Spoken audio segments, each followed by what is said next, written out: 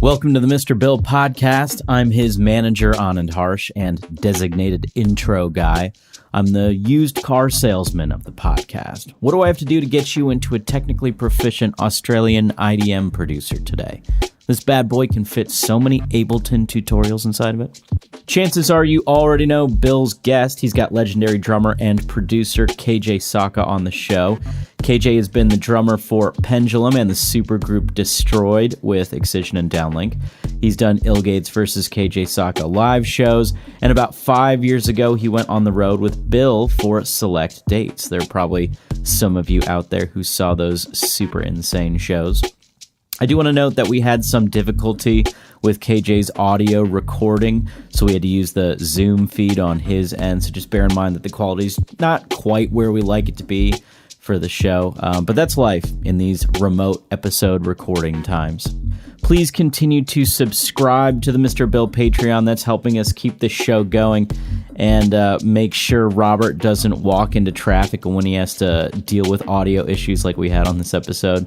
If you have any questions about the perks, or if you're needing to communicate a question about your tier, please send us a message on the platform. Because you're financially tied to us now, suddenly we're like really good about prioritizing your needs on there. And remember to go to MrBillsTunes.com to sign up as a hardcore Abletoneer. You know that feeling when you make something and you listen back and you think, oh, this is not good. Bill can help you with that. Okay, let's get to the episode with KJ Sawka.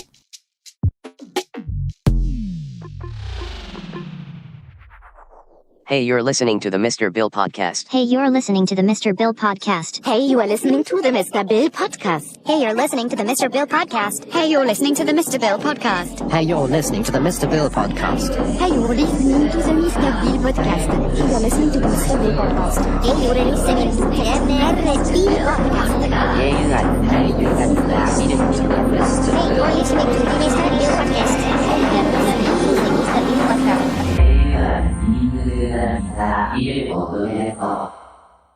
Fuck yeah, man. Well, yeah, thanks for coming on the podcast. I appreciate it. It's no problem. It's been a while since I've heard your voice. Yeah, same. Yeah, sorry I didn't hold on, I got to turn my mic down a bit. Sorry I couldn't do the podcast last week. I slept in. That's okay. Well, I mean, you need your sleep, you know? Yeah, I feel like this is a recurring problem in my life. I feel like and this might like resonate with some of the people listening.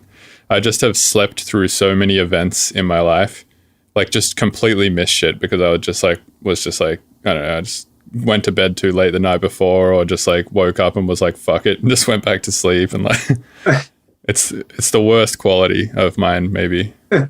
Well, do you have an alarm set or what? I do, yeah, but quite often I'll wake up, and if it's too early, I'll be like, yesterday Bill is dumb. Today Bill knows what he's doing. And then I just go back to sleep. Dude, have you ever slept so late that you've like missed a flight to a show or something? I've done that just once. Yeah, me too. Yeah. So I thought I was going to miss a flight where I woke up at like 2 hours after I was supposed to wake up. And I was like running around, like anxiety level on freaking 10. I'm like, oh my God, it's like a flight to the East Coast from Seattle. I have like 2 flights to catch. And I miraculously made it actually, which was surprising because I usually give myself quite a bit of time, like 3 hours and then like hour and a half to 2 hours before the flight leaves.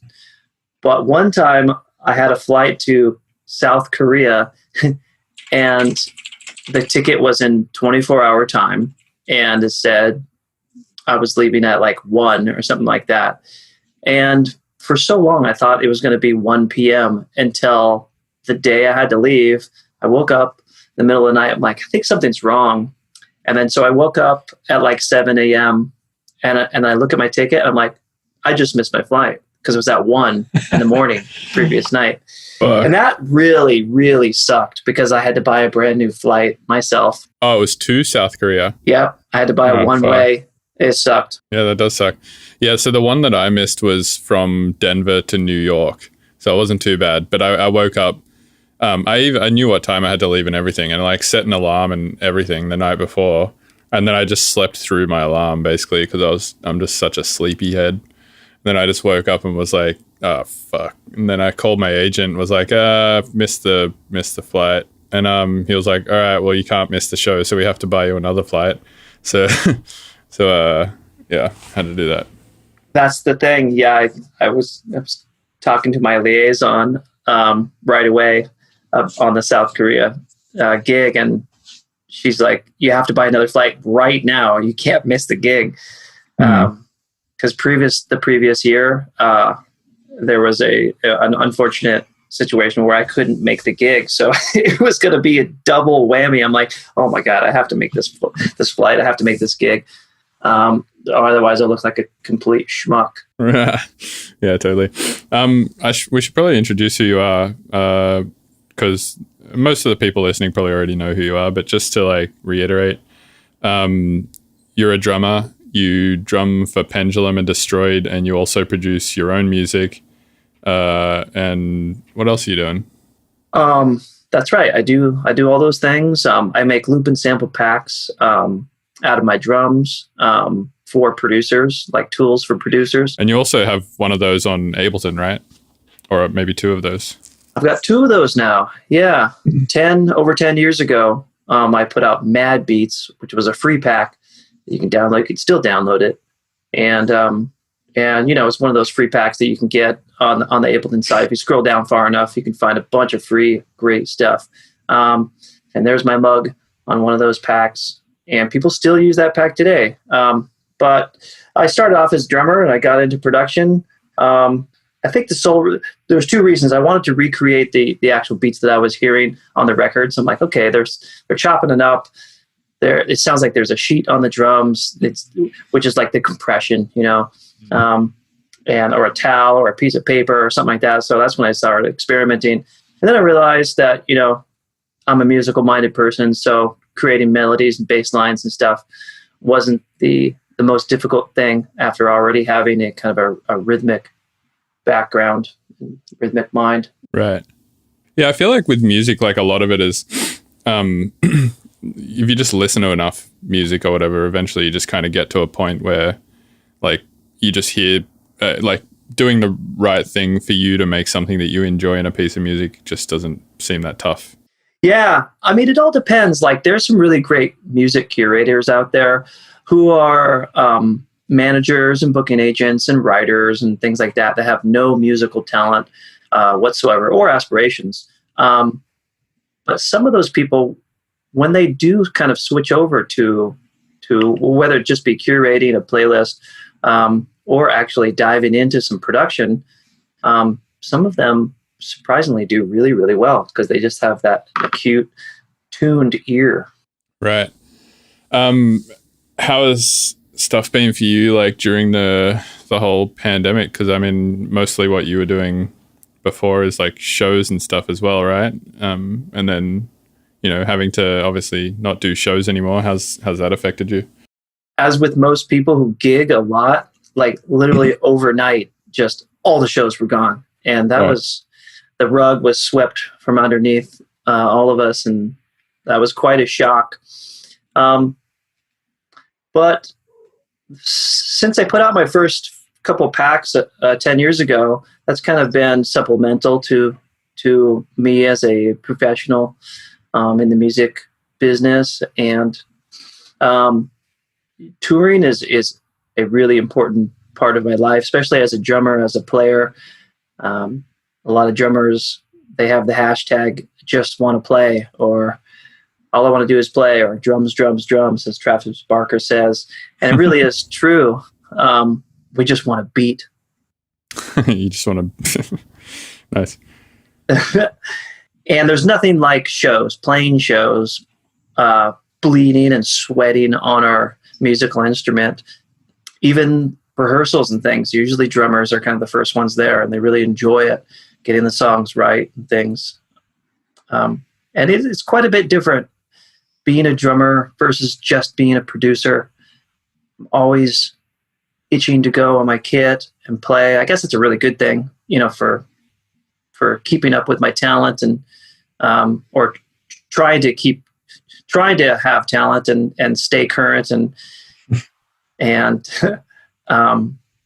play parts, that's trying to make them sound good and everything. Like, I guess, because you could easily become a sloppy player. I've seen it time and time again with some of my heroes and other musicians in really. Right. It's like they kind of get to a point and think like, all right, I've got that skill now. And then they sort of lay off the practice a bit and then get a little bit sloppy. Oh, big time. One of the biggest metal bands of all time. Probably won't say his name, but the drummer is that way. I've been to countless shows and I'm like, oh my God, their drums, like they sound really good. The engineer is crushing it, but his beats are so freaking bad. His timing is unreal. He just doesn't practice and that's it. So I'm like, okay, I'm not going to be like that. But he's one of my heroes of all time. And so I'll still go see that band because they're such a legendary band. He'll never hear this podcast, so it probably doesn't matter. Yeah, I think I know who you're talking about. Still a legend, though. Oh, for sure. Huge influence on me. Right. Yeah, I mean, I kind of am that way with guitar, right? Like when I was younger, I was playing so much guitar. And like I think I got to a point where I would watch anyone play on the internet and be like, oh, yeah, I can play that, and just like pretty much instantly play it. And I pretty much got to the point where like the only people that I would watch that would actually like impress me were just like the crazy virtuoso guys like, Joe Satriani or Steve Vai or Yngwie Malmsteen and shit like that. But I haven't played for so long because I've just been into producing so much. And then I started like during this whole pandemic thing, I was like, oh, maybe I'll get back into guitar. And then I set it up and like started playing the other day and fuck, man, I suck. I'm so bad at guitar now. It's like my brain is still like able to think of the things that I want to do sort of, but it's just not able to like the muscle memory is just like half as good as it was, if that. And it's just like not translating from my brain to my fingers and hands as how it used to. You can get that back. In my opinion, I've seen a lot of players do that same thing. I mean, let's face it, it's not easy to, especially as we get older, to wake up and have this crazy practice regimen where we're like, okay, just like when I was 12 years old, I'm going to practice for 4 hours. Practicing for 4 hours these days is not really the most easy thing to do. Phone's buzzing off. You got to eat more often. When you're a kid, you're not thinking about anything. You're so into it, into the zone. I guess we're like that with producing too, where when we do a 8 to 12 hour session, we're totally in it. Like, oh crap, I forgot to eat. And you just don't think about it. And then just like like you were saying, you might stay up really, really late till 5 or 6, and you're supposed to wake up at like 7 or 9 or something like that the next day. It's like fucks your whole next day. Yeah. True. So have you, I'm assuming you've been playing a lot of drums during COVID stuff? I have. And I've been trying to produce as much as I can too, about 1 solid day a week. But I've been having so many just drum projects for multiple people, multiple bands, multiple collabs, where I'm just contributing my drum parts as opposed to adding bass lines and melodies and things. And it's nice actually to do that because I just put on the drum hat. And of course I have my producer hat on too, because once I play the drums, then I record them. Now I got to make them sound good. It's been a nice thing to get back on the drums and have some sort of drum project almost every single day. Feels really good. So that's been the big change, I guess, since COVID. Right. Because I mean, kind of like a lot of the production stuff you're doing was to play shows, right? Because it seems like that's sort of what I was doing a lot, ramping up to the start of this was pretty much just throughout the week. I was just trying to write bangers and then on the weekend going and playing them. And I wasn't really like working on a lot of album material. I wasn't working on a lot of like, IDM or glitch stuff anymore. I was mostly just working on dubstep and sort of like glitch step stuff, like EEPROM style stuff and whatnot. So I found since having no shows there, it's like my whole production style has changed a lot in terms of just like it seems like this big pressure has been lifted to not have to grind out. Because the other thing is like set prep, right? Like if you have sets every weekend, it's not like you can just write music the whole week and then go play. Like you need to dedicate at least a day to preparing your set as well, to like make sure you work in all the new material, make sure all of your mixes that didn't work last week are going to work better this week, and like all that kind of stuff. So I think people don't realize that as well, that like actually building sets to play on the weekend takes a few days out of your week. Absolutely. And if you're rammed with a big tour schedule, that's all you could be doing for months. Sometimes it's hard to get the studio time in on brand new tunes. I like what you said about your production style is changing, and going back to maybe your roots before you started touring heavily. That's what's been happening with me too. Like I haven't produced very much drum and bass. I produced a lot of drum and bass in my life, but I haven't really released a whole ton of drum and bass because when I got into dubstep, when Pendulum kind of slowed down on touring and took a break, Destroid started up. And I'm like, oh, I guess everybody likes dubstep. People like house music. Not a lot of people are really into drum and bass. And so I kind of slowed down on producing it. I kept up on playing it because it's really fun, and I get to play some slower like break beats and things like that at 150 if I'm doing some sort of dubstep thing. But I haven't played or produced drum and bass like this since 10 years ago, and it feels really, really good, actually. Nice. And the drum and bass you're producing is more like you on the kit and then like some light production stuff around it in Ableton, or? Yeah, exactly. A lot of it's the major stuff that I'm working on is collaborations. And so some of the other guys, the other collaborators will be doing the majority of the music, but I have a bunch of solo drum and bass as well. And, I was kind of doing, I guess, kind of Destroyed style drum and bass, almost really huge snares and really growly basses. And now I'm really enjoying the more sophisticated drum and bass, the neuro stuff. I've been putting out a ton of drum covers and of older stuff and newer stuff, and some real basic kind of older sound design to some really new sounding, more neuro stuff. And I think it's still a really strong style and genre. And of course it's been that genre where, the producers look up to anybody who plays who produces drum and bass, kind of like the jazz. Just saw a comment like that today. Isn't drum and bass kind of like the jazz of electronic music? I'm like, yeah, in many ways. I would disagree. I mean, I think drum and bass is in some ways maybe more like the punk of electronic music. I guess maybe not, because drum and bass is produced super well and punk is like intentionally not produced super well. But I would say like IDM is jazzier in general, I would think. I mean, definitely. There's no question that it's very sophisticated. I guess there was IDM when I was IDM, and drum and bass is pretty much what I grew up on. I kind of shied away from the more popular styles. They have a lot of crossover too, right? Like a lot of like Venetian snares and Aphex Twin and Square Pusher and stuff. You could almost throw in the drum and bass, breakcore, and IDM categories all at the same time, kind of thing. I guess you're right.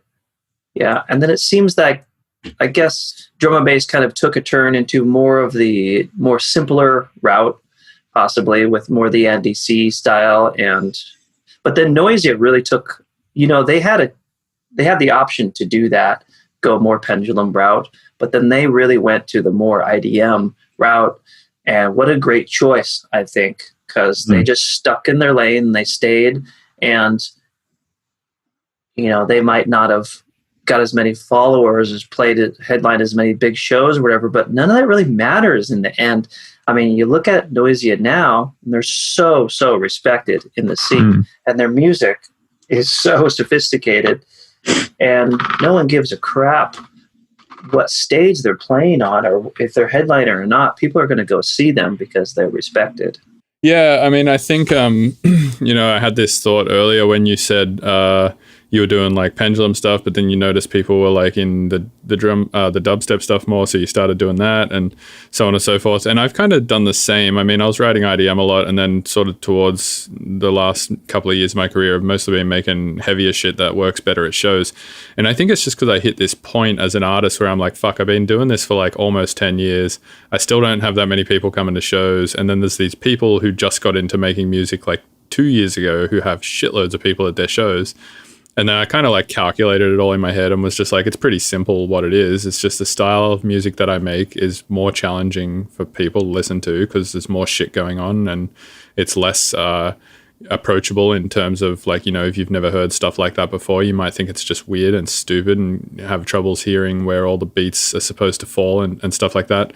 So I started making dubstep, but kind of on my own terms where I would still make it a little bit glitchy and stuff. But I think that that's something a lot of people don't really like calculate properly, right? Because it's something that on the face of it, you can look at another artist. Like, if I was a lay person who had no experience at all in shows or production or anything like that, I could look at another artist, say like Noisier, for example, right? If they had gone the Pendulum route, it might piss someone like me off, and I might just be like, oh, what idiots, they should have gone the fucking more technical route, right? But on the artist side of things, it's not such an easy choice, because it's like, yeah, sure, I could go the Pendulum route and make money that way and play a lot of shows and do all the things, or I could go the technical route and do what I love and all of that kind of stuff. But at the end of the day, it's like you're literally making such a big compromise to like your quality of life and stuff like that by not doing the more popular thing, right? So an example might be like, if I make IDM-y, glitchy, weird shit, I might gross like 20 grand a year, which is like minimum wage work. Or if I make the dubstep stuff, I might gross 80 grand a year, which is like a decent paying job. So it's kind of like you're making a fucking huge compromise as an artist to stick sometimes with that more challenging stuff. And I think that that's just something people don't realize, is that if you're an artist, some of those decisions, are more, decisions for your exterior stuff outside of your music career, because, being a pure artist is all good and well, but sometimes that just doesn't pay the bills, right? Yeah, there's a lot of truth to what you're saying. There, a lot of artists do come to that crossroads and kind of feel it like, hey, I could take the what Christians say, that the mark of the beast, like, should I dive into the pop world? Because that's what everybody is, you see those shows and they're sold out or whatever. There is something though with what you and I do and other people in our wheelhouse do. And I really feel that it's kind of special and unique and one of a kind. And I'm not trying to say that I'm good at it by any means. I don't like to say things like that. But out of all the years I've been doing drum and bass on the drums, there's still very, very few people doing what I do.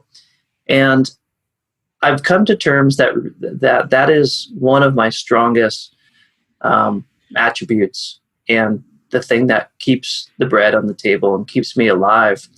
And I kind of go with it, and I think you kind of naturally go with that too. You have this crazy glitchy production. You go really, really deep, and there's not a whole lot of people that do exactly what you do. You found a lot of those artists, and you put out them on your label and things like that. And the Noisia podcast or the playlist, I forget what that is, has a lot of really interesting, unique music that's similar to yours, but what you do as a whole is very unique. And it might be a slower path to success, to that, let's say 80 grand versus the 20 grand kind of theory. But maybe in the end, we might be a little more satisfied with what we've done. Well, I think it's just finding a balance, right? Like I've got a lot of friends who have stuck with the IDM part. Well, not a lot of friends, a couple who have stuck with the IDM path for like 20 years, right? And they're still just sort of like, that's not their main job. Like their main job is still, working in something else. And they just do music because they love it, and they still enjoy putting out albums, and they have a lot of fans on like, they get a lot of sales on Bandcamp and shit like that, but it's still just not quite enough to sustain a full life of living and all of that kind of stuff. So I guess, I don't know, I think what the point that I'm trying to make is that for the listeners listening, if you ever see an artist pivot in that way, maybe don't be like so hard on them, because like it's a hard decision that they're making. I guess that's my point. That is a very valid point. The same with drum and bass and a lot of other styles. There's so many guys that I look up to, and they're still working at their local grocery store or whatever. To your point, exactly. Yeah, come on, guys, don't judge us so hard. We're just trying to freaking do this balancing act of life as a musician, as a DJ, and it could be challenging. Well, yeah, I think that's specifically why people get very confused about who I am as an artist, right? Because I make dubstep, I play dubstep shows, I open for dubstep artists, I put out dubstep EPs, but then every couple of years I'll put out an IDM album and do a little short run of shows that are just me playing IDM in like very small clubs. And I think that confuses people because they're like, wait, I thought I was getting this, but now you're doing this. And then I also, obviously run Belegal Beats, which is an IDM label, and all of that kind of stuff. And the way that I look at it is it's kind of like dubstep is my job, like that's work. And then the IDM is like that's my free time fun shit to do, A lot of producers have the same mentality. There's plenty of producers that are like, I just want to play some drum and bass, or I just want to make some crazy IDM stuff, not this cookie cutter stuff. And I think that's kind of, in essence, pop music as a whole.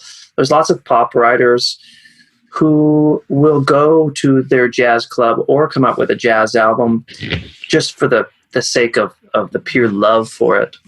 But they might not necessarily play something like that on the main stage. Like technically, too, like as a drummer, we can play all these crazy fills and all these notes. But when we're backing up like the pop star, we're holding it all and putting it, and we're not unleashing it out of the bag. We're just holding it all in because what is the most important thing? It's the melodies that the singer is singing. Well, also, it's like this is something that's come up in the podcast a few times lately as well, is that one cool thing in music is contrast, right? And it's like if you're going nuts on the drums and the singer is like crooning their ass off and the bass player is also going ham and then everyone's going ham, it's like the music has no contrast at that point. It's just a bunch of people going ham. Whereas like if you're holding it together, the bass player is holding it together, the guitarist is holding it together, but then you have this fucking singer who is just like going nuts, who is just very, very good at like what she or he or they do. I think that, that gives the vocals that kind of backdrop contrast to kind of spotlight them, obviously. Well, that's kind of the dividing line of a musician or producer who can really jump out and make a real career for themselves, I think. And sometimes that line is not so black or white. It's very, very blurry. But finding, I don't know, I think a lot of music that's very rhythmically challenging or melodically challenging can hit the masses in a certain way. Maybe the masses is not 10 million, but maybe it's 10,000. But they can still be very successful in their own lane if they hold back just enough to not confuse the listener and set them on a path of, I think I'm going to turn this off because the bass player's going nuts. Just like you said, the drummer's going nuts, the singer's going nuts. This is too much for me. Even in jazz, you look at John Coltrane or Miles Davis. The drummer and bass player might be going blitzo, but the recording, you could hardly hear them. And Miles is just singing beautiful melodies on the top. And the drummer and bass player might be playing so crazily, but it's like a sheet of sound, as John Coltrane used to say with his sax solos that were so many notes. He called it a sheet of sound. And it made sense on the global scale of things when you sit back and listen to the music. It was beautiful, even though there was an insane amount of notes. And they were the creme of the creme of their genre, of their time. Right. I wanted to talk a little bit about like your drumming regiments, because you said you'd been playing a lot of drums and you said you practice a lot, and that, you know, you obviously don't want to get sloppy and stuff like that. What does a drum practice session look like for you these days? So it depends on my week, depends on what recordings I have. If I have a clear schedule, which I don't, but if I did, I would try to practice 2 to 4 hours a day. That would be hypothetically. So before I sit down on the kit and bash out a recording, I'll try to do at least 3 chunks of 20 minutes warm-ups. And these are just warm-ups, really, to get my blood flowing, so I don't cramp up. I just did a little 5-minute video at 180 beats per minute. That was like metal, drum and bass, crazy anime stuff. Super, super cool. For this video that's coming out in a couple weeks. And I sat down the first time and my hands just blew out from playing so hard and so aggressive and so... Your what blew out? My hands. Oh, wow. Like what happened to your hands? So when my hands blow out, it's a term that I use that they don't actually die, but my muscle my fatty muscle right between my thumb and my forefinger will get really, really tight and tense. And then I'll have a hard time holding on to the stick. So it's kind of like cramping up, basically. And then I'm like, oh man, I'm going to have to do this a different day, or at least relax, stretch out.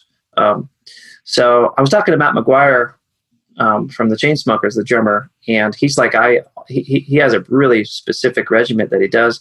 He practices on his practice pad for a whole hour before he even gets on the drum kit. And at the time, I was like, that's crazy. That's so long. And so many drummers will just warm up for about 5 minutes, 10 minutes at the most on the pad, then jump in and play a big gig and go full force on the kit. But what he said did resonate with me. And I've been trying to do that more and more, at least climb out of the 25-minute warm up. And now if I can warm up for an hour before I sit on the kit, I can play anything and I won't blow out my muscles or cramp up or anything. So that's my goal. So I might not do it every time. That is what I try to teach the few drummers that I do teach. Like practice, but before you practice, warm up nice and slow. And so he'll do. So when I was talking to Matt, he said, I'll just do single strokes at like 120, just like da, da, da, da, for like 20 minutes and nothing more. And it takes a lot of patience to do that. But what it's doing is it's just really, really slowly warming up your muscles in a way so that they don't burn out, so that you don't cramp up. Because once you cramp up, it's hard. And that cramp could stay with you for an entire show. Like right now, I'm just kind of massaging my thumb muscles. Right. It's very athletic, I'd say, as a drummer. Oh man, yeah, drumming for sure is a really athletic instrument. It seems kind of to me like the theory is sort of a similar theory to exercise, right? Like you don't want to go from sitting at a computer all day to fucking doing sprints. Like you probably want to walk a little bit and then jog a little bit and then maybe do some stretching and then maybe walk and jog a little bit more and then maybe you can do some hard exercise, That's it. It's totally athletic. And that you're exactly right. If you're tight, if you just crawl out of bed and start whapping on the drums, you're going to be sore or cramp up and just not be able to play that beat at all, especially at the high tempos and high velocity. Speaking of warm-ups and exercise and stuff, are you getting much exercise done during this time? Yeah, I've been doing 4 to 5 miles each day with my dog, Molly. Like running? Yeah, running. We'll do intervals. We'll do like faster than a jog pace. So I've been doing about 8-minute miles, which is kind of like a jog, but since I do the interval, it's a little bit quicker than a jog. And then I rest for about 30 seconds. I think I do a minute and a half on and 30-second rest. Man, it's crazy. You always have like the sickest like health regimens. I feel like every time I hang out with you, I'm always like really inspired and impressed by it.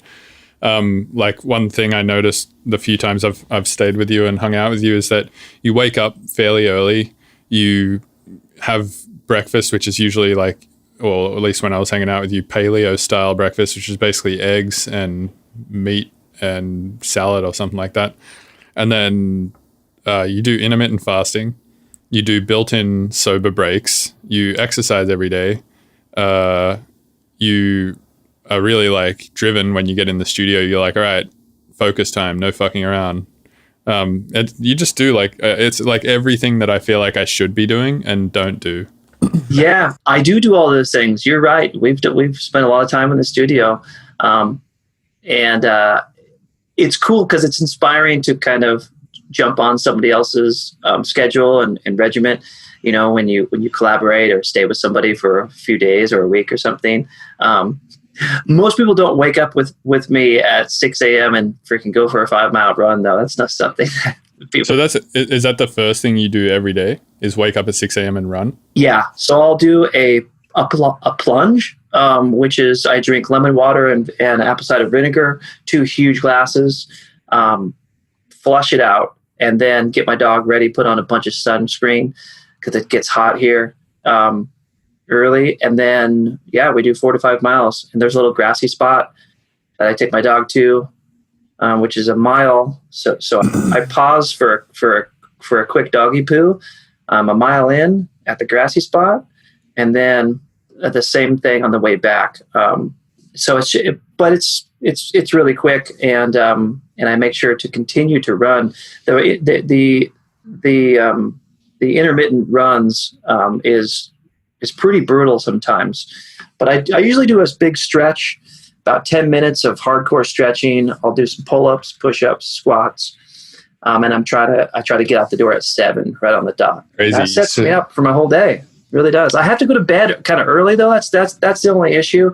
I would love to stay up till 2, 3, 4 working on music, but my brain is just turned on earlier in the day, and then about 5, 6 or so when I ate dinner, it's kind of mushy, and then I do end up doing other things. I'll do a lot of programming, a lot of drum mixing stuff that doesn't really utilize my brain where I really need it to be working really well.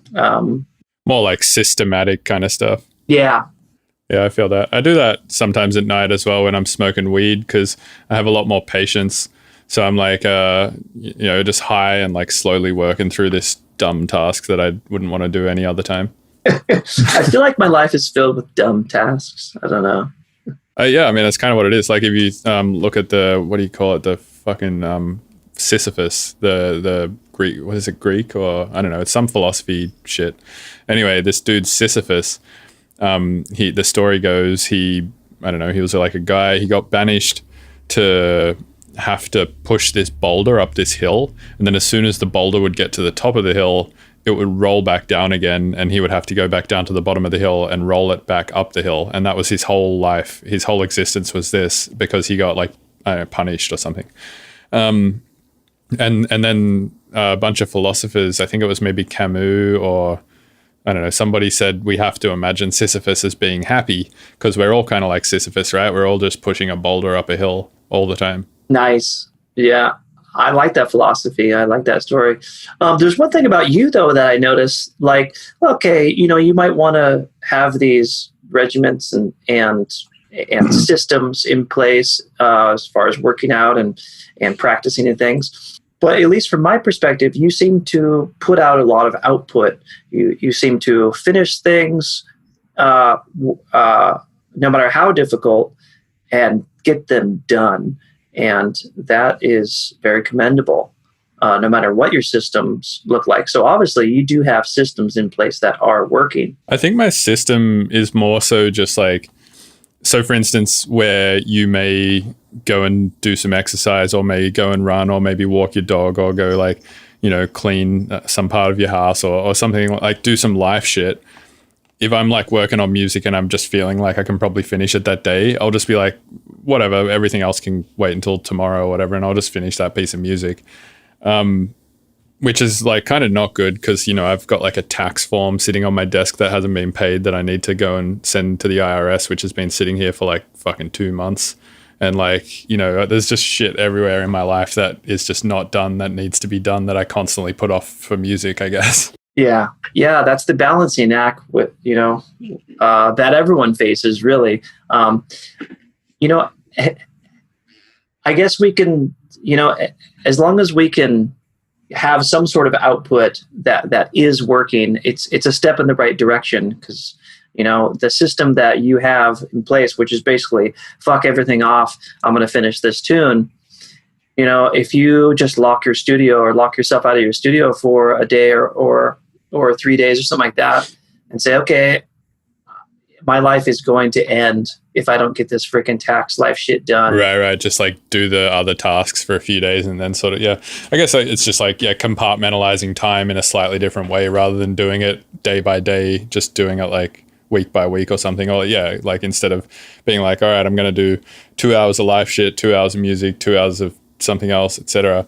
Instead, just be like, I'm going to do 5 days of music and then 1 or 2 days of like life shit. And then yeah, it could be a good diet too. Just don't eat for freaking 5 days and then go. It's intermittent life. Oh yeah. Have you ever, speaking of weird diets, I know you've tried a few. Have you ever tried OMAD, 1 meal a day? Yeah, that's like the warrior diet, right? I don't know. I mean, I just know it's like the most intense version of intermittent fasting, basically, where you just sort of like eat 1 meal a day, meaning you're basically fasting for 23.5 hours a day and then eating for half an hour. And then, the concept, I think, is you can eat literally whatever the fuck you want in that meal. You can just eat fucking 1,800 calories of chocolate if you want, but like, it doesn't matter as long as you're only eating, however many calories a day, 2,000 or whatever, in a single meal, and then just not eating for the rest of the day. Yeah, that's the warrior's diet. That there was also, so the soldiers back in the day, they would wake up, they'd drink a bunch of water, and they would go fight whatever the war they were in, and they would come back and they would feast, or they would wake up, no breakfast, and they would go hunt, bring back their kill, and then they would feast on it. So part of that diet is, you eat 1 meal a day, but you can feast and gorge yourself, have 2 burgers, have 2 steaks, whatever. And then you're stuffed, and then you're burning all those calories. And ideally they keep on fueling your body all the way until the next meal, all the way until 24 hours later. That's a pretty hardcore diet. My brother was on that for a while. My brother's really fit. He's tried a ton of them. And it's definitely not bad. It's hardcore. The issue that I have with a lot of diets is the social aspect. Cooking dinner with my wife, it's just non-existent. Having lunches with her, if I'm constantly doing these messed up diets that aren't in line with her or my friends or anything, it's a little challenging. So yeah, I feel that as well. Yeah. I've tried a few. I mean, what I've found works for me the best, like the one that's the most well-rounded for me, is pretty much just intermittent fasting 16 hours a day. That's the one I've found works the best for me. So I just stop eating at like 8, and then I just don't eat again until midday the next day. Yeah, it's not that difficult, especially if you're doing shit. If you're bored as fuck and you're procrastinating on anything that you're doing, and you're watching a lot of food commercials on Instagram or whatever, you're going to potentially break that diet. But if you're locked in and on programming, on producing, or just a bunch of calls, the time will go by pretty fast. You're like, I could eat again already. That was pretty easy and not too bad. Right. Well, I find for most of not most of the hours, but like it really only feels like a few. Like, so I have my last meal at like 7:30 or 8 p.m. And then I really only have to deal with fasting from whatever 8 p.m. when I'm pretty full from dinner until like 2 a.m. when I go to bed. So that's 6 hours, and I don't really get that hungry by then. And then I go to sleep, and then I pretty much am awake at like 11 a.m. And because when I wake up, I'm just not hungry really. I just want coffee. So I just drink coffee for an hour and then it's time to eat again. It's super fucking easy. Oh, nice. Yeah, the only thing with me is I have to do my workout, and then usually people freaking gorge themselves after a workout. That's a great time to have your protein intake and everything. But when I work out, I'm usually done by 9 or so, and then I still have several hours that I have to fast. But apparently that's actually really, really good for you. That's what The Rock does and a bunch of other really, really big, healthy guys do. Yeah, interesting. Because you would think, based on all the shit you read and hear about, that's when you'd want to be getting your protein, because otherwise you'd just be losing muscle, right? You would think, and that was kind of what people were saying for a while. Nowadays, like The Rock and other people, they're saying that they really don't eat a whole lot to stay as cut and as lean as they are. So they'll lift weights a freaking ton, but their actual food intake is actually not as big as most people think. Heavily leaning on the protein side for most of them. But yeah, they're like no breakfast, salad with meat or whatever, and then a pretty sizable dinner. Doing the same intermittent fasting schedule, basically no breakfast. That seems to work pretty good. Right. Are you, I mean, obviously you can't go to gyms right now. So are you doing anything other than cardio? Like, are you lifting? I said, you said you were doing some pull-ups and some squats and stuff like that. Are you doing any weighted stuff? Yeah, it's mostly body weight stuff. The pull-ups, oh man, those are tough. I can't do, I can't, like, so you're tall too, so you're lifting a lot of weight. I've never done so I weigh about 250 pounds. So yeah, doing a pull-up for me is tough. But I still think if I was 150, I couldn't do one. But maybe I don't know. When I go to the gym and do like the pull down lat machine thing, I think I do like maybe 100 pounds on that, but I do like reps of 12. So maybe I could do one if I was 150 pounds. That's the idea with the body weight exercises. If you could just do one, then the next day you might be able to do one again. And then in a short amount of time, you could probably do two. And that's the beauty of the pull-up, because the pull-up is you're full on. You are all your muscles are on, and it's a super struggle. And it's your body gets into I don't know all the technical terms of it, but it's kind of like this fight stage, and it's really, really taxing on your body, but extremely, extremely good. Most of the guys that are super, super ripped will do exercises like burpees that are so intense that they'll get their bodies up to like 8 or 9. I think, like let's say on a scale from 0 to 1, or I'm sorry, 0 to 10. 10 is full on sprint. You're almost dying. Mm-hmm. So most people can only get up to 8 or 9.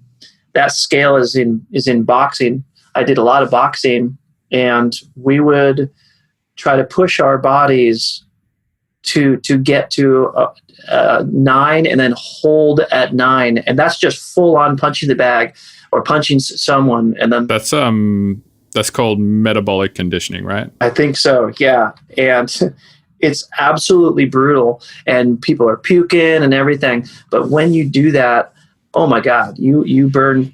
They say you burn those calories for another 24 hours. Yeah, it's the same concept with high intensity interval training, right? I mean, essentially it's the same thing. It's just that you hold it at that 9 for a little longer than you would with HIIT. Yeah, it's basically the same thing, but it's not easy to do. That's the thing. A lot of like the sports marketing guys are like, I know exactly what you need to do. Like, you should not be eating these foods, and I have the perfect exercise for you to look as ripped as I am. And he's like totally shredded. And he's like, all you got to do is do 20 burpees in a row, and then do another 20 burpees in a row, holding this kettlebell. I'm like, dude, like that's so hard to do. Yeah, totally. Yeah, 20 burpees is tough. I mean, I've been doing Tabata workouts recently with my girlfriend. I basically just take a yoga mat down to the park, and we just have an app on my phone called Seconds, which is just an interval app. And yeah, it's sick. And I just like find Tabata workouts on the internet and then go do them. And yeah, I find in the 30 seconds that burpees happen, I can do like 7, and then I'm like, I'm fucked. Yeah, but how good do you feel after you do that workout? I mean, definitely better than if I don't do it. That's for sure. Yeah. But I don't know. I mean, there's definitely workouts that make me feel better. I find cardio makes me feel the best, but I hate doing it the most. Yeah. Everyone's different. And I've been following a lot of guys that say weights, as you get older, it's a little harder on your bones to do cardio. So the more weights you do, whether it's just your body weight or with actual iron, you start to build your bone mass a little bit more, and a larger bone mass and bone structure is usually can create more longevity for your back and create more longevity for potential breaks and strains and sprains and things. But most people who read that or watch that would be like, "Oh, no cardio, perfect, okay," and then don't do it. So I love doing cardio. I love running. I think it's great. Yeah, like I said, I like the way it makes me feel. Like every time I do cardio, I'm like, all right, feeling pretty fucking worked out. But every time I do weights, it's almost like I don't feel like I get a workout, but then the next day I'm sore. Whereas cardio is the opposite. It's like I really feel like I got a workout, but then I'm never sore. So I don't know. I'm obviously a mixture of both is the move. There's this guy on Joe Rogan, and he was like, I train all my guys right up to the point of soreness, and we stop. We don't do any more. And Joe's like, "So you guys are never sore?" He's like, "Nope, never sore." Oh, I saw this guy. Yeah. Did you? No, he's freaking brilliant. Yeah. And if you're sore the next day, just like you said, you can't fucking do anything. So you skip your workout. Yeah. But if you're not sore, you do your workout. So he's like, our guys get like, 20 more workouts per year or whatever, 52 workouts if we have to skip eat one day a week or something. So in the end, they end up getting more workouts, which they get more training, and they potentially can get better, stronger, faster. I'm like, damn, that's pretty cool.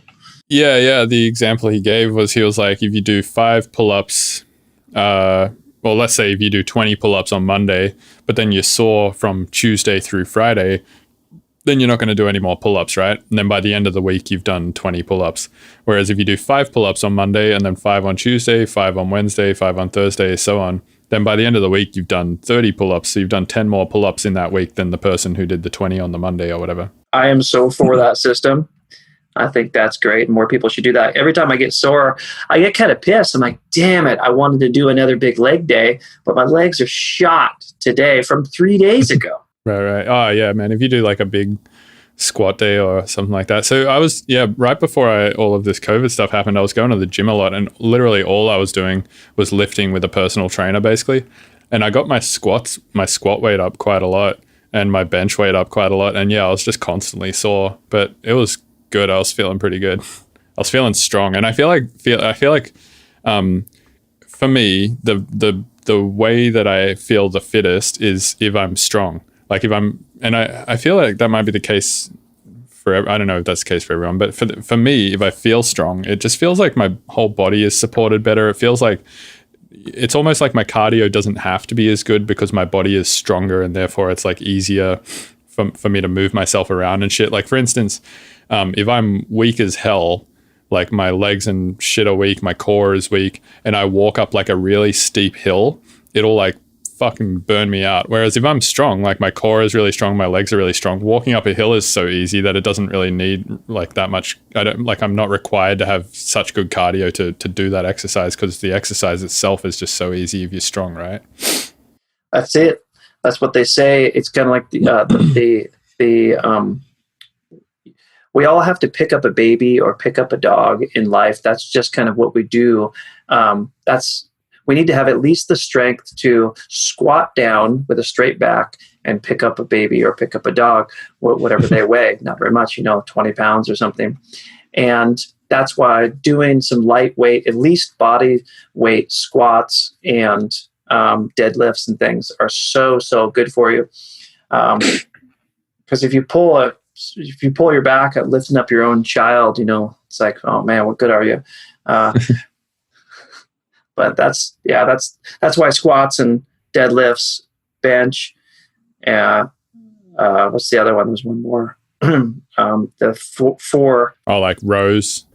Yeah. You're talking about like starting strength, the 5x5 stuff? Yeah. Yeah, I think it's squats, deadlifts, bench press, rows, and I don't know, there might be one more. Yeah. How do you find, because you used to live in Seattle and now you live in LA, how do you find the difference between the two? You enjoying LA a lot more than Seattle, or? Actually, we just moved. We are in Nevada now. What? Yeah. Holy shit. So we're 3.5 hours from LA. We are in Las Vegas. Damn. Dude, I have so many friends moving out there right now. It's weird. Yeah. It's crazy. When COVID started, it was just nuts. The anxiety was super high, and I was like, maybe we'll go someplace, not have any roommates, live by ourselves, and shack up and just hunker down and do nothing for a while. There's no reason for me to be like LA is. I love LA. It's amazing. All my friends who lived there and now don't live there, they're like, you should just, use LA for what it's for, and either buy a house there or not. And so I was like, I want some place with sun. I want some place that's really affordable. And Las Vegas was the one. Yeah, right. So this was a decision that you made prior to COVID or at the start of COVID? It was basically an anxiety decision. Yeah. But we are down here. We're in the desert, in the southwest corner of Las Vegas. The Strip is about 20 minutes away. Everything is about 20 minutes away. It's really, really small here. We're right by the Red Mountains, and the Red Mountains are unbelievable. They're so beautiful. I want to get out there with my bike. It's snake and scorpion time. I'm excited to go find some snakes and find some scorpions. I just want to see them. I just want to look at them. Red Mountains is what you called them? The Red Mountains. I'm just Google imaging this. Oh man, they look fucking great. Yeah, it's so Damn. cool. Yeah. What kind of bike do you have? Like a mountain bike or a motorbike? I got a specialized mountain bike with a shock on the front. Nice. Yeah. Dude, I got a sick e-bike. I've been riding around a bunch lately. What's an e-bike? Like an electric bike. Nice. Those things go pretty fast, don't they? Yeah, if you're like on a downward hill and you're like pedaling with pedal assist and cranking the throttle, you could probably get it up to like 30 miles an hour. It's like definitely fast when you don't have a fucking chassis around you. Do you ride that from your house to your studio? I don't have a studio here because I'm in San Francisco now. So, you're in San Francisco now. Yeah, I moved here January 1st. So, I don't have a separate studio now. I just write music in my lounge room. Yeah, which is it's cool. It's pretty cool. I don't mind it actually. You peel yourself off the bed, grab yourself a cup of coffee, and then you're in your studio. Boom. Yeah, exactly. So after doing this setup with like the studio in my house and shit, I kind of don't want to go back to having a separate studio. Like I thought for a while I wanted it, and at the time I did. And the reason why was actually kind of depressing. It's really, if I look down to the very core of the problem, because I didn't want to be around my girlfriend. So I had a separate studio, so I had somewhere to go away from her every day, pretty much. And also because we had there was a bunch of issues in our relationship, and I just like didn't have the capacity to work around her. It just felt like very draining. I don't know. Anyway, I don't want to get into that too much, but anyway, so having the separate studio was sort of for that reason. And I also was, I'm very susceptible to being a workaholic, I think, where I just work too much. But I think through having the separate studio space, I kind of figured out how to compartmentalize life from work a lot. And now going back to the home studio setup, I've kind of like, gotten a lot better at being able to leave my work mind space and get into my work mind space and stuff like that. But yeah, I really, really do like waking up and just being in the studio. It's sick because the problem I found with having to go to a studio is you have to wake up, you have a shower, you make a coffee, maybe make some eggs, check your emails at home because you're like, I'm just going to get to the studio and check them anyway. Might as well check them here. And by the time you've done all that, it's like 2 or 3 hours since you woke up. And I mean, for me, the most ideal time to be in the studio is immediately after you wake up with coffee. And the reason, I don't know why it is, but it's just like as soon as I wake up, I'm just like in the freshest mind state possible.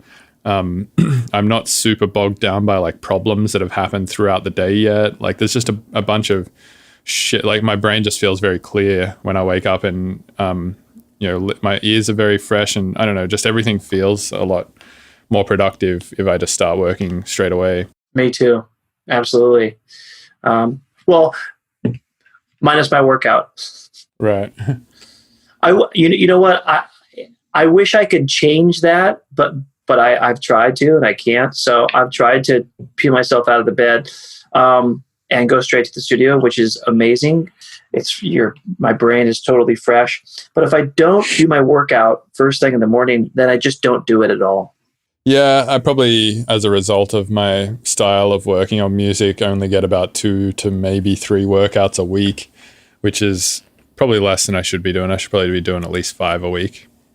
Yeah. Well, with your partner, it's nice to do night workouts too. Like if there's a park nearby, or like a partner just loves to do yoga at night or something like that. The social aspect of working out, especially later in the day, is real nice and important. Like my brother, whenever I'm in Seattle visiting him, he likes his nighttime workouts, and I never work out at night. But when I do, he's like a savage in the freaking gym, and he goes to this Anytime Fitness, and we're like the only people in there, and get a killer workout. And then I'm like, whoa, I'm ready for bed now. Jeez, and it's just something different, and it's quite nice. It's a nice change. Right. I find those can go either way. So when I first started exercising, when I was like maybe, so here's a crazy fucking thing. I like never exercised until I was like 24. So like literally the first like however many years of my life, I literally just like sat in my room getting stoned and eating fucking cookies and shit. But yeah, so I had this partner at the time. Her name was Sophie, and she was like, you should fucking work out. And I was like, yeah, good point, maybe I should. So I got like a gym membership, and at first I was like very self-conscious about going to the gym. Like I never wanted to go there because I would be like, oh man, there's all these people who are like so much better at doing the exercises to me. I'm so weak and fat and fucking dumb and gross, and like just very like self-deprecating style of thinking. So I was always just like, fuck going to the gym. So I would go there at like 2 a.m. when there was just literally no one there. And if there was anyone there, like 1 or 2 people, I would get like mad self-conscious even about that. So I would go there specifically in these times of day when I knew there'd be like no one there. And I would do my workouts then. And I found it could go either way. It was like I would either get home and be super pumped from the workout and then not be able to sleep and then end up going to bed at like 8 a.m. Or I would be super tired and pass out straight away. Crazy. Go either way. Yeah. And you always went by yourself, huh? Yeah, at that time I was going by myself because my girlfriend at the time was like, fuck that, I'm not going to the gym at 2 a.m. And I was like, that's the only time I'm going. Yeah. Well, it sounds like you're in a better space now. That's challenging. Plus the gym is just filled with freaking sweaty gym rats, and it has its own set of challenges.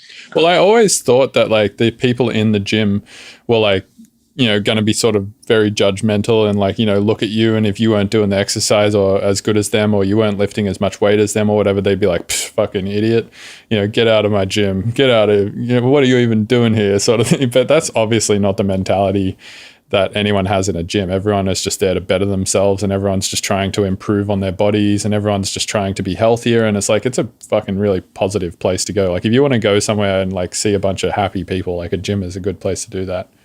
It really is. They'll stop what they're doing and help you with your workout, congratulate you, like pump you up. Like even if you're freaking lifting 10 pounds, like or 5 pounds or nothing, like a big muscly person will go over there and say, hey, good job, man. Yeah, it's a real positive place. I like the gym. Fuck yeah. Well, hopefully we can go to a gym at some point. Oh man, I can't wait for this shit to blow over. I went to Las Vegas earlier this year, when was it?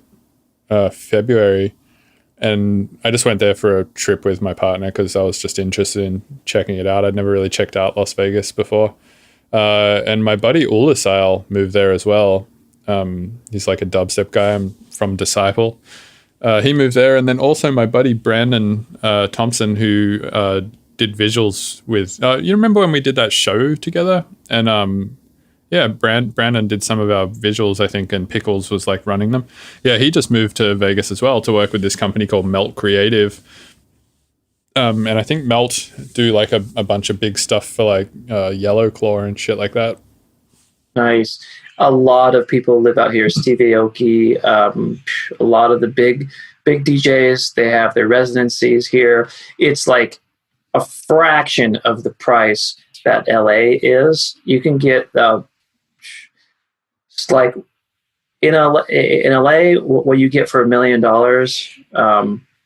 Oh my God, you get here, it's like 5 times. You have pillars in your front of your house, double doors, pool for 400, 300 grand. And you can't get that anywhere. It's crazy.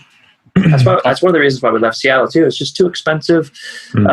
And there wasn't much of a music scene there. Yeah, I mean, there's a lot of industries that just come and take over cities and then kind of get too expensive, right? So, for instance, that happened in Seattle with, I'm assuming tech, right? Because Microsoft is there and like there's a few other big tech companies there. And also San Francisco, the same thing happened as like, San Francisco was an art city originally, it seemed like, or like, originally it was like gay communities and artists and immigrants from like the Philippines and Japan and Korea and all that sort of shit. And hippies.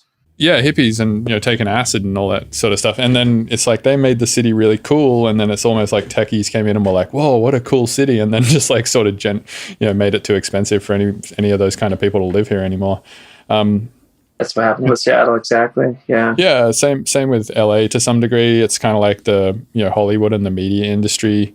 It's sort of like the media hub of the universe is in LA. So that kind of, rides the prices up a bit for all the people wanting to move there to become actors and models and musicians and all that sort of stuff.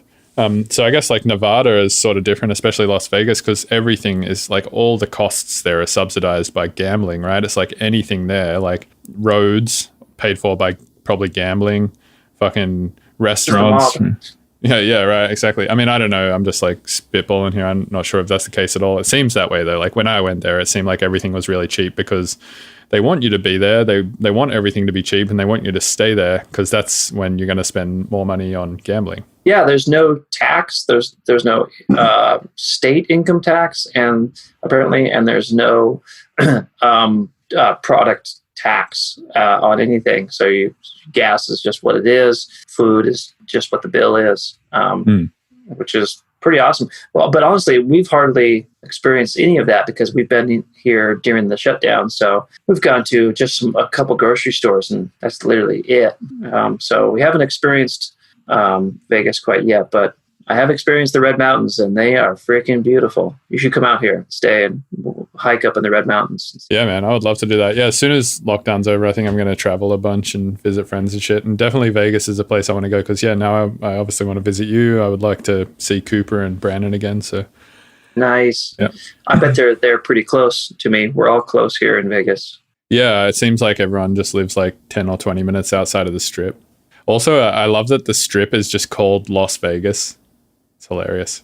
It's like it's not called like Las Vegas Road or Las Vegas Strip or Las Vegas Street. It's literally just called Las Vegas. I guess the governor, she's a crazy person, I guess, and she's like, or the mayor or something like that. She's like, we have to open. She's like, we can't shut down anymore. We must get these casinos open. Or what you could do to solve the problem is just charge a little bit of tax. Right? Yeah. Oh man, hey, I'm used to paying tax. What the hell? Any different for me? Yeah, it's like, why risk the health of everybody because you can't subsidize all the costs with gambling anymore? Like, just change the rules for a bit and charge some tax.